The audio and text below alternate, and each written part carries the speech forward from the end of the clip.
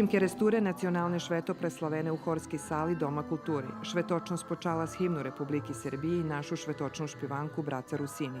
Hosoh i domašnjih privital predsjedatelj nacionalnog sovitu Slavko Rac, kotri najavil možljivu pramenku koncepta označovanja nacionalnog šveta, že bi sme na njo volali i predstaviteljoh drugih nacionalnih zajednicoh, a bešedoval i o projektu, ktorý bude aktualni u tim roku.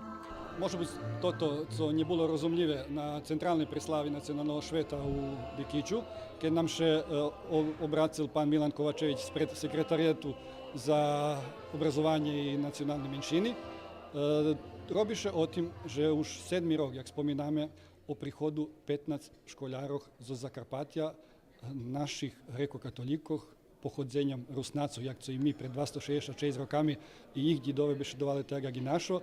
Ми прийшли ту, вони остали там, але нас давамеше, що през тот проект, який нам зараз урядово припознала і Покраїна, буде фінансований приход тих школярів.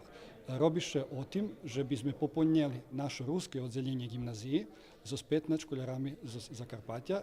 Programa predlužena zvenčikom ruskih špivankov u vivodzenju Dzivodske špivatske grupi Keresturskog doma kulturi pod rukovodstvom Mirka Preguna.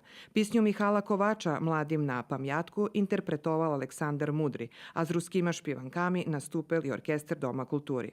Včera nacionalne šveto Rusnacoh preslavene i u Đurđove, Kuli, Gospodincoh, Novim Orahove, Subotici, Šidu i Novim Sadze. Dlugši reportaži o preslavi hodni se opatriz na jutre u emisiji Dobri večer Vojvodino.